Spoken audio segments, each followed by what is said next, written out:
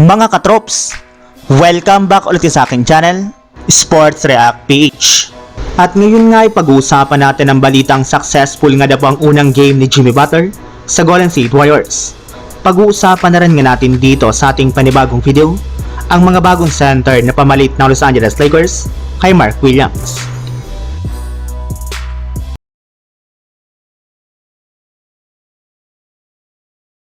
Kahit man nga po mga katrops, hindi naging maganda ang umpisa ng Golden State Warriors sa kanilang game ngayong araw laban sa Chicago Bulls matapos silang maagang matambakan dito, ay nagawa pa rin nga po nilang makapag-comeback sa score na 132-112 sa pangunguna nga po ni Stephen Curry na nagtala ng 34 points, 4 rebounds at 6 assists sa kanyang 10 out of 19 shooting sa field goal. Gumawa rin naman nga po si Jimmy Butler sa kanyang debut game ng 25 points sa kanyang 7 out of 12 shooting, kung saan sinisikap nga po talaga nitong makasalaksak sa ilalim ng basket. Kaya ang pagkapanalo nga po ngayon ng Golden State Warriors ay isang napakagandang senyales since unti-unti na nga pong bumabalik ang kumpiyansa ng kanilang buong kupunan. Tuluyan na rin naman nga pong umangat sa 26 wins at 26 losses ang kanilang kasalukuyang record bilang katop 11 pa rin sa standings ng Western Conference. Pero sa kabila nga po ng hindi magandang pwesto pa rin ng kanilang team, ay malakas na rin naman nga po ang kutob ni Stephen Curry na magkakaroon na nga po sila ng mas malaking tsansa na maipanalo ang kanilang mga susunod na game ngayong season. Samantala, punta naman tayo sa ating sunod na pag-uusapan sa balitang mga bagong center na pamalit ng Los Angeles Lakers kay Mark Williams.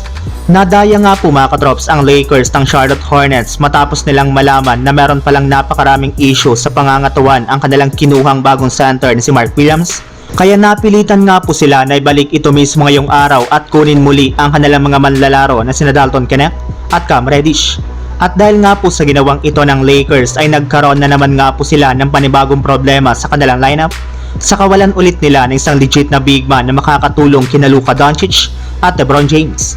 Kaya kailangan nga po talaga nila na kumuha ng bagong center either sa free agency market o di kay sa buyout market. Marami rin naman nga po ng mga bagong big man ang available ngayon kagaya na lamang ni Daniel Theis, JaVale McGee, Dwight Howard at si Mo Bamba na kasalukuyan ngayong free agent.